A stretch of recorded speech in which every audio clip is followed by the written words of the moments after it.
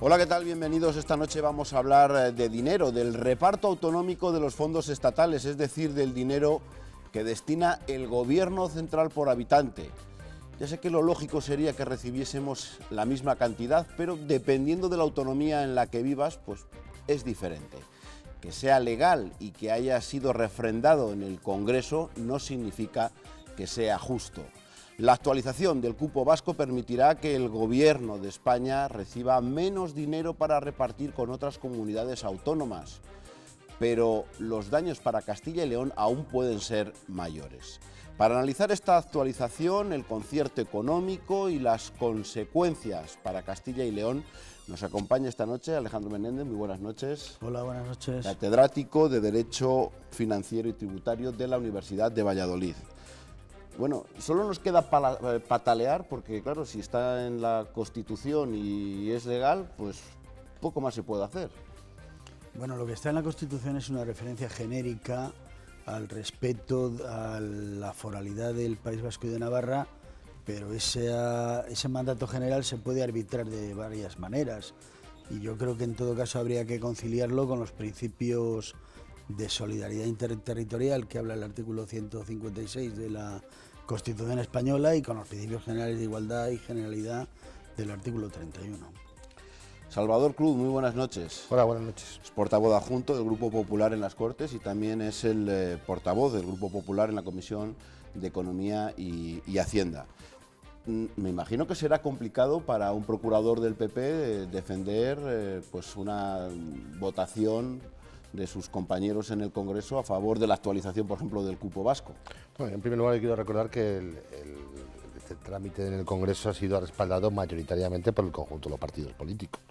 No solo lo ha aprobado el Partido Popular, lo ha apoyado el Grupo Socialista, lo ha apoyado Podemos, lo han apoyado los partidos minoritarios del Grupo Mixto y solo ha habido una formación que se ha desmarcado por puro oportunismo político, que ha sido la formación política de Ciudadanos. Por tanto, en este sentido, este es un tema que se ha derivado en el tiempo, lo explica muy bien. Efectivamente, la Constitución recoge las condiciones fiscales favorables en el reconocimiento de la disposición adicional primera, si no me falla la memoria, del régimen foral, y el concierto vasco y el cupo vasco ha sido un tema muy manido en todas las legislaturas. El primero que fijó el concierto vasco fue el gobierno de Suárez en el 81 y lo amplió, y hay que recordarlo, a las provincias de Guipúzcoa y de Vizcaya, porque inicialmente durante la época de la dictadura solo gozaba de ese privilegio la provincia de Álava. Después fue el gobierno de González el que fijó la concertación del impuesto del valor añadido en el año 86. Posteriormente el gobierno de Aznar fijó la concertación de los impuestos especiales y de los cedidos. Posteriormente, de nuevo, en la 10ª legislatura se aplicó la concertación sobre los impuestos vinculados a las tarifas eléctricas y el gobierno de Zapatero negoció en lo que conocemos como el blindaje vasco, que, por resumirlo y para que lo entiendan los ciudadanos, implica que ninguna comunidad autónoma pueda acudir al contencioso por las decisiones fiscales que hayan tomado las haciendas forales vascas. Lo que no significa que usted esté de acuerdo con ello o que le parezca, justo. Vamos a ver, yo creo que hay que diferenciar dos aspectos. Es decir, lo que creo es que efectivamente hay que intentar mejorar un sistema de financiación, que el conjunto de las comunidades de régimen común y Castilla y León entre ellas lo viene demandando desde hace tiempo, que es verdad que el gobierno, con un criterio razonable, el gobierno del Partido Popular, ha manifestado que en el año 2014, cuando tocaba revisar el modelo, no era el mejor escenario posible porque estábamos todavía en un contexto de crisis económica, pero que creo que esto también determina la oportunidad y la exigencia al Gobierno de España de afrontar de forma inmediata ya y sin excusas la mejora de un modelo de financiación para las comunidades de régimen común en las que está Castilla y León y que tiene que partir siempre de la base de tener más recursos. Luego entraremos en esos detalles antes de ver un vídeo que resume todo lo que ha pasado en las últimas semanas. Me imagino que los empresarios, Alejandro, tendrían que estar preocupados porque si el gobierno vasco tiene más dinero, les puede bajar los impuestos y los que sobre todo están en la linde se van a ver perjudicados. Bueno, son uno de los perjudicados, pero actualmente la verdad es que las competencias que se han atribuido normativas a las comunidades autónomas generan desigualdades en muchos ámbitos. Proverbialmente en Madrid no se paga el impuesto de patrimonio, ni se paga en las primeras transmisiones, un 1%, el impuesto de sucesiones y donaciones, y sin embargo en Castilla y León se paga, y en otras comunidades también. En Cataluña se paga todavía más que en Castilla y León, o sea que Efectivamente la foralidad es una fuente de desigualdad, yo creo que muy discutible, pero el régimen común también está lleno de posibilidades, porque hay una gran capacidad normativa para las comunidades autónomas de que esa desigualdad también se genere y de hecho se ha generado. Bueno, pues hoy los empresarios no van a poder tener palabra aquí, no porque no hayamos querido, se les ha invitado, pero ha sido prácticamente imposible después de hablar con CECALE, también con varios empresarios, sobre todo en la zona de Miranda de Ebro. Ha sido imposible localizar a alguien que tuviese la agenda disponible para estar hoy aquí y defender sus intereses, pero seguro que lo haremos nosotros. De todos modos, no es sencillo explicar este reparto de dinero, lo que es el concierto económico, el cupo vasco y sus consecuencias para el resto, pero vamos a ver un pequeño vídeo para ponerles en antecedentes. El presidente de la Junta de Castilla y León, Juan Vicente Herrera, ha mostrado su lealtad, como no, con la Constitución, pero también su disconformidad y la injusticia que supone para esta comunidad, para Castilla y León. Nadie cuestiona el concierto económico vasco porque lo recoge la Constitución. Otra cosa es el cupo, lo que las haciendas forales pagan al Estado por las competencias que presta este en territorio vasco. Y aquí sí, de nuevo, la controversia. El que más explicaciones pedía esta semana el presidente de la Junta. Dudas y quejas manifiestas, empezando por este artículo sobre el cómo se había cerrado la cifra de 1.300 millones de euros. En esta comunidad somos leales, pero también como castellanos y leoneses pues defendemos lo nuestro y lo defendemos con respeto, con elegancia, ¿no? Y por tanto la mejor manera de salvarlo es defenderlo. El cupo vasco no se actualizaba desde 2007 por la falta de acuerdo entre Madrid y Vitoria, cuestión ahora resuelta por la necesidad de contar con el PNV para aprobar los presupuestos generales de este año. Sí, 292. Las únicas voces contrarias en el Congreso, las de Compromís y Ciudadanos. Que ya todo el mundo llama cuponazo, porque evidentemente no responde a un cálculo técnico, sino a un amaño político. No estamos hablando de ningún tipo de privilegio ni de ningún tipo de discriminación. Pero las diferencias reales que existen entre la financiación por habitante en el País Vasco y en el resto de comunidades parecen decir todo lo contrario. Pero es que es muy superior. Es el 75% aproximadamente más alta que las haciendas normales, las haciendas de régimen común. Y no solo eso. El propio Gobierno vasco puede permitirse el lujo de rebajar impuestos y hacer competencia fiscal desleal, en este caso a nosotros, que estamos al lado. El País Vasco ya ha anunciado una rebaja del impuesto de sucesiones y del de sociedades. No es de extrañar, por tanto, el recelo del resto de comunidades. Y aquí no hay colores. No se puede jugar con la financiación de las comunidades autónomas, porque lo que se hace es enfrentar a territorios y enfrentar a ciudadanos. Con el modelo de financiación autonómica parado pese a las promesas de esta última conferencia de presidentes, las comunidades no solo critican las prisas para abordar el cupo vasco, sino que temen que por el cupo quede menos dinero para ellas. ¿Cuándo le gustaría que hubiera un nuevo sistema de financiación autonómica? Lo más pronto posible. Pero ese lo más pronto posible podría llegar ya tarde. El Gobierno vasco asegura que el pacto sobre el cupo supondrá 15 años de paz fiscal. De momento ha puesto en pie de guerra al grueso de autonomías. Bueno, de momento esa actualización estaba pendiente desde el año 2007. ¿Se puede saber cómo se ha calculado ese dinero? Ha habido titulares durante esta semana que se hablaba incluso como de magia, es decir, no sé qué cuenta de la vieja se ha hecho para llegar a esa cifra. Bueno, el tema de la actualización se fijó en la Ley del Concierto Económico de 2002 en una revisión cada 5 años, una ley que por cierto protagonizó José María Aznar, en un momento también de minoría, de apoyo parlamentario minoritario del Grupo Popular, que necesitaba la colaboración de otros grupos políticos. Hay que revisarlo cada 5 años. Claro, hay una circunstancia que es muy determinante de ese acuerdo, que es el hecho de que el partido que gobierna tenga o no mayoría absoluta en el Parlamento y no necesite el apoyo de los grupos nacionalistas vasco y catalán. Esa es la verdad. Por eso desde 2012 no se había revisado, se había acordado año a año y bueno, pues más o menos se iban ahí poniendo unas cifras que desde luego son superiores de las que van a salir ahora.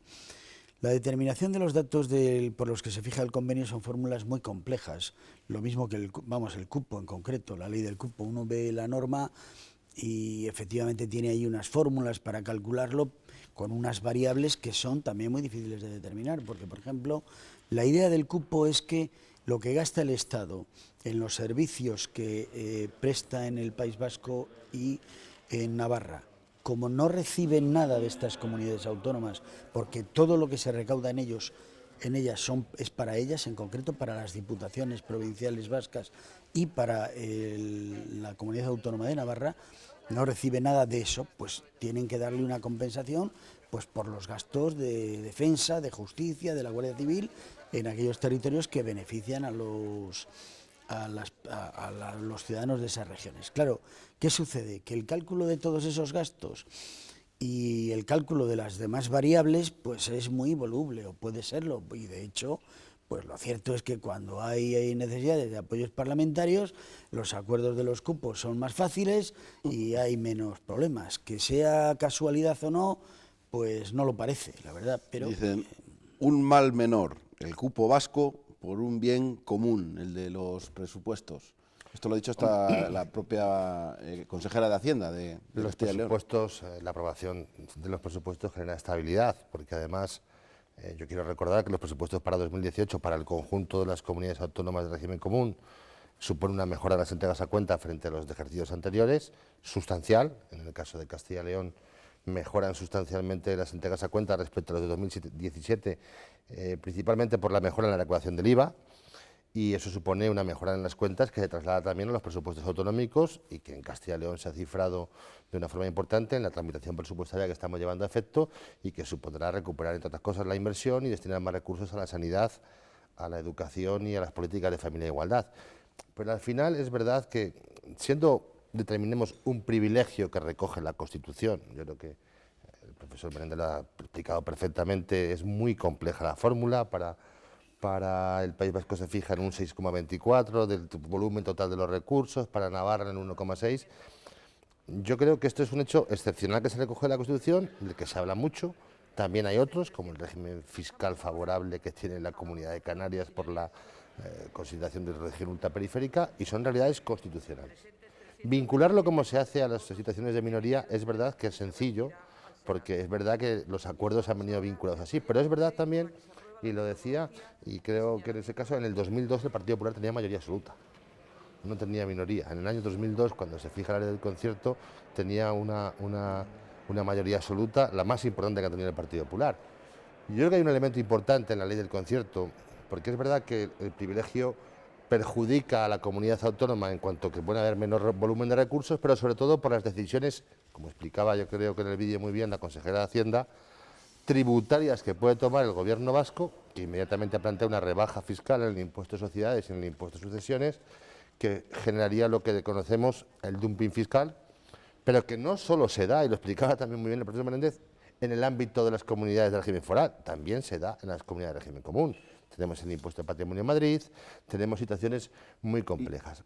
Yo creo que el resumen de todo esto es que lo que hay que plantear de forma inmediata, yo creo que la queja principal del conjunto de los presidentes de las comunidades autónomas del régimen común viene por ahí, es que una vez que ya llevamos 3, casi 4 años de retraso en la reforma del modelo de financiación de 2009, que tocaba revisar en 2014, no hay excusa ya para el Gobierno para que inicie ya rápidamente y ponga encima de la mesa más recursos para el conjunto de las comunidades del régimen común, en base al informe que han elaborado los expertos, y yo creo que el mejor escenario es el escenario de crecimiento económico.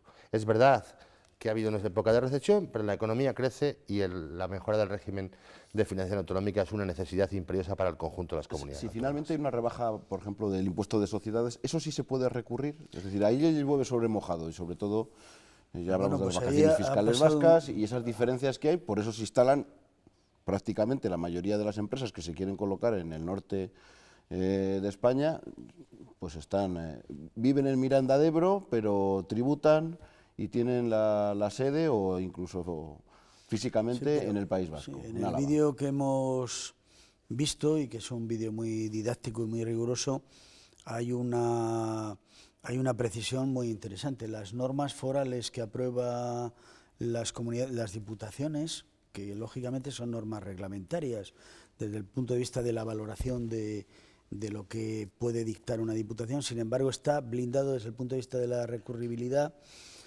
ante los tribunales contenciosos administrativos. Se tiene que ir al Tribunal Constitucional. De manera, y esa es un recurso que está muy tasado. No puede ir un grupo de empresarios contra esa norma, ¿no? Luego hay otra cosa. En realidad, lo único que se le pide en la ley del concierto al País Vasco es que la presión fiscal sea igual a la del resto de España. La media de la presión fiscal. ¿Qué quiere decir esto? Que pueden bajar el impuesto de sucesiones, pero por ejemplo, quieren implantar el impuesto de patrimonio. Vamos, modificar el impuesto que hay de grandes riquezas y que es una cosa análoga, pero que es más bajo. Y en definitiva, si consiguen, digamos, que esa presión fiscal la calculan con el método que veremos a ver cómo es, equiparable, entonces esas desigualdades se pueden producir. ¿Usted diría que entonces que los ciudadanos del País Vasco no son unos privilegiados respecto a los ciudadanos de Castilla y León? Bueno, yo lo que digo es que el sistema había que revisarlo de arriba abajo, directamente, vamos, o sea, pero esto, yo, en fin, me dedico a dar clases y a estudiar, y este señor pues a lo mejor gestiona la vida real, que es un poco más compleja de lo que yo me imagino. Yo creo que tendríamos que llegar a una especie de acuerdo, porque a veces la realidad es necesario modificarla, ¿no? Yo creo que el sistema foral vasco es una anomalía, que tiene un reconocimiento que se basa en esa disposición adicional, por una parte tan ambigua como hemos visto, de decir que sí, que existe, que tiene unos antecedentes históricos que se han interpretado, a mi modo de ver, erróneamente, porque en realidad lo que se hace en el siglo XIX, después de las guerras carlistas, es unificar las normas, los contenidos de las normas, pero como el Estado no tenía allí funcionarios, encargó a los que los tenían, las diputaciones forales, que gestionaran los impuestos, no que los regularan. ¿Y qué pasa? Que el sistema no fue precisamente, bueno, pues recaudáis y me dais una parte.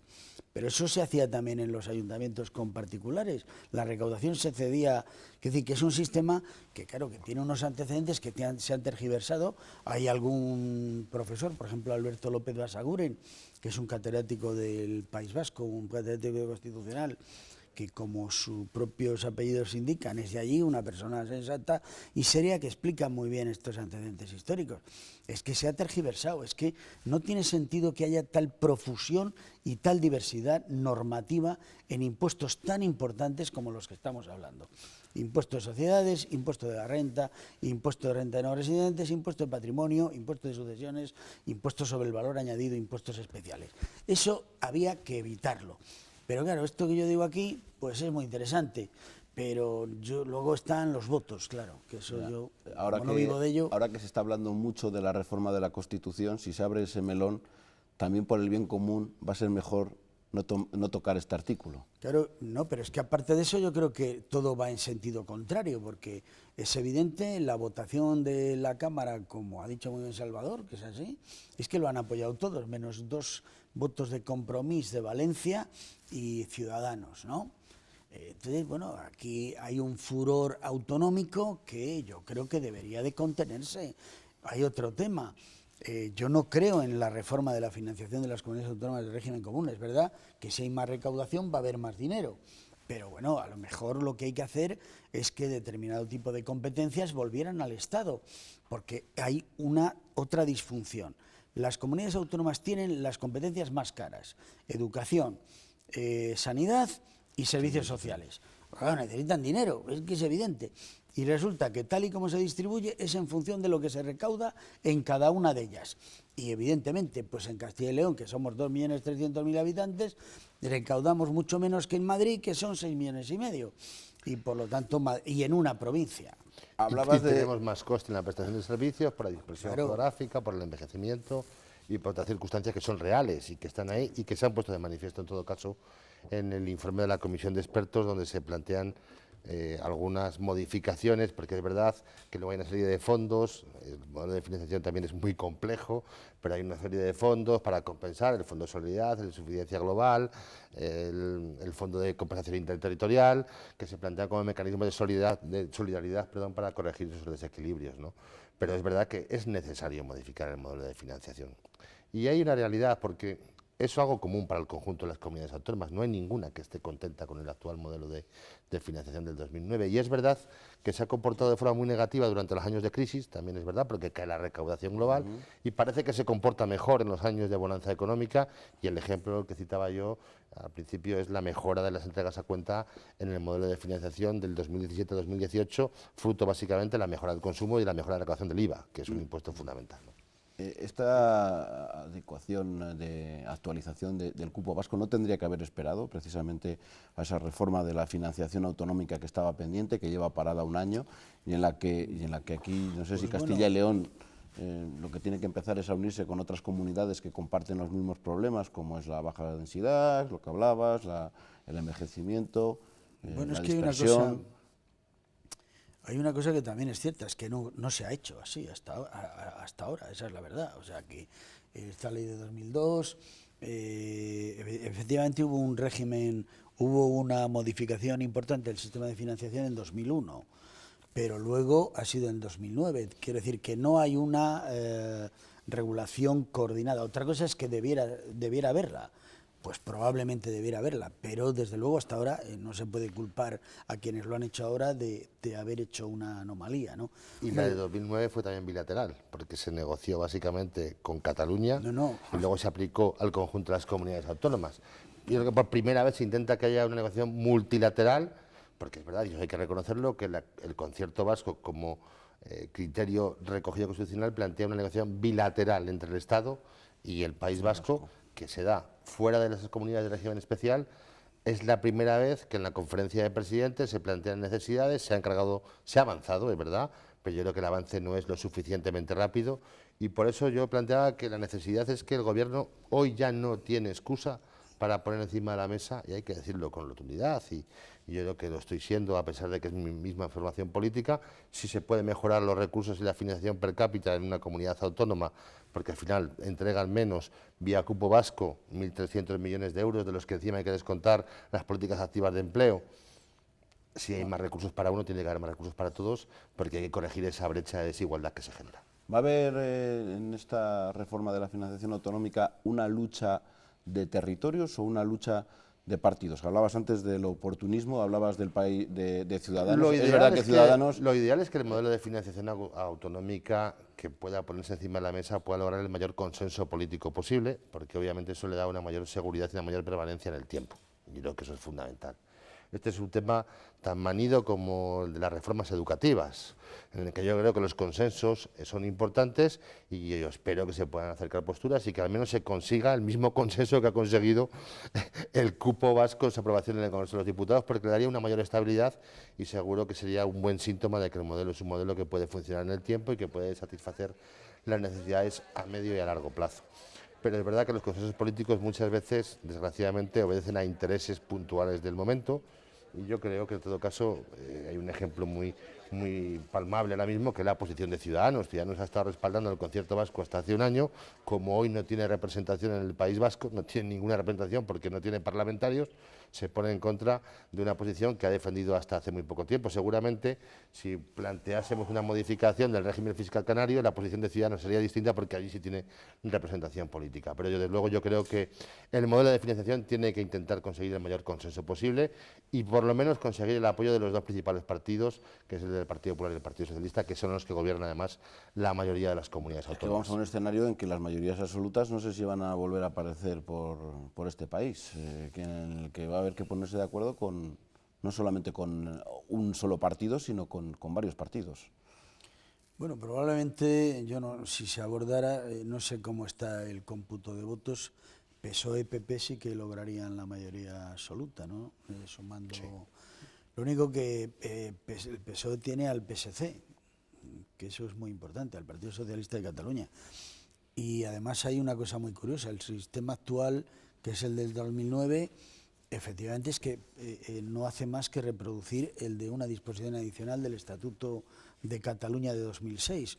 O sea, lo que los catalanes querían como modelo de financiación para ellos se extendió al Estado en 2009 y tuvo un respaldo muy serio, muy importante, el modelo de 2009. Pero claro, yo creo que tiene unas dificultades intrínsecas que son muy difíciles de superar, y de ahí que yo no sepa muy bien, claro, si hay más dinero pues será mejor, pero eso no quiere decir que las disfunciones no vayan a ser muy importantes, porque hay una cosa: a Cataluña le ha interesado, y eso lo hace por primera vez en 1992, empieza a entrar en vigor en el 93, la territorialización de los ingresos. Esto es que una parte de lo que se recauda en tu territorio te quedes con ello, ¿no?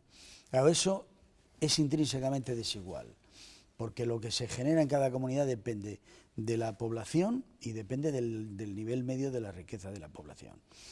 Y luego es verdad que vienen los fondos que compensan o pretenden compensar esas desigualdades, pero luego todos se apuntan a los fondos. Y hay un primer fondo de suficiencia y de servicios mínimos, pero luego ya se hacen otros para tener en cuenta las demandas de las regiones periféricas más guerreras. ¿No contempláis tampoco que en un futuro, para compensar esos impuestos autonómicos, por ejemplo el céntimo sanitario, que ya pasó a la historia, que es una de las posibilidades que tienen las propias comunidades autónomas, no es la solución para reducir las diferencias con otras comunidades autónomas, o para conseguir ese dinero que se necesitan para unos servicios que aquí están mucho más castigados o que tienen más necesidades que en otros? Sí, pero claro, es que también supone incrementar la fiscalidad de los ciudadanos de los territorios que utilizan los impuestos propios. Aquí hay muy pocos, aquí en Castilla y León hay solo dos. En Cataluña hay bastantes, en el total del Estado 94, y son impuestos que son muy rígidos porque apenas tienen posibilidades de articularse, y además a veces muy injustos, la verdad, ¿no? En fin, no vamos a entrar en eso porque nos llevaría mucho tiempo, pero estamos un poco en lo mismo. Claro, o sea, aquí cargas de impuestos, pues los ciudadanos que pueden irse a vivir a Madrid, si allí no los tienen, se van a vivir a Madrid, o a La Rioja, o a Galicia, y entonces, claro, pues no lo sé, yo creo que tampoco es una solución.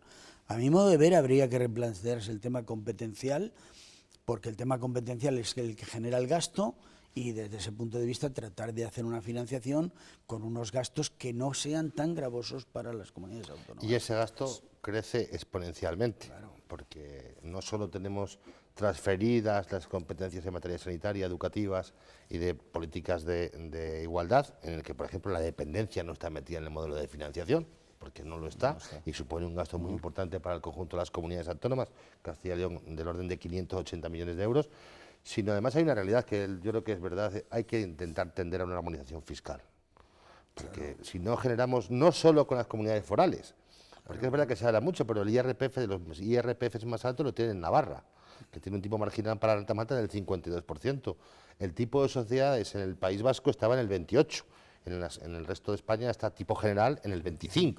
Ahora es verdad que se va a bajar del 28 al 24%, pero bueno, ellos tienen que jugar, como explicaba perfectamente el profesor Menéndez, en que el artículo 3 de la Ley 2/2002 plantea que no puede haber una diferencia fiscal media global del resto del país. Pero es verdad que eso se da con el País Vasco y con las comunidades de régimen común. En Madrid no hay impuesto de patrimonio. Ni sucesiones. No tenemos tiempo para más, podríamos hablar mucho, largo y tendido. Gracias a los dos esta noche por intentar arrojar algo de luz con lo que ha sucedido con el cupo vasco, pero seguramente les tenga que emplazar más adelante, porque la reforma de la financiación autonómica volverá y habrá que analizar cómo sale parada Castilla y León. Muchas gracias. Gracias a ti. Gracias a vosotros, muchas gracias. Y a ustedes también, buenas noches. Hemos intentado explicarles un poquito lo que ha sucedido en estas semanas, pero estaremos pendientes, como les decimos, de esa reforma que en el fondo, y aunque no nos guste, nos afecta a todos y cada uno de los castellanos y leoneses. Volvemos la próxima semana.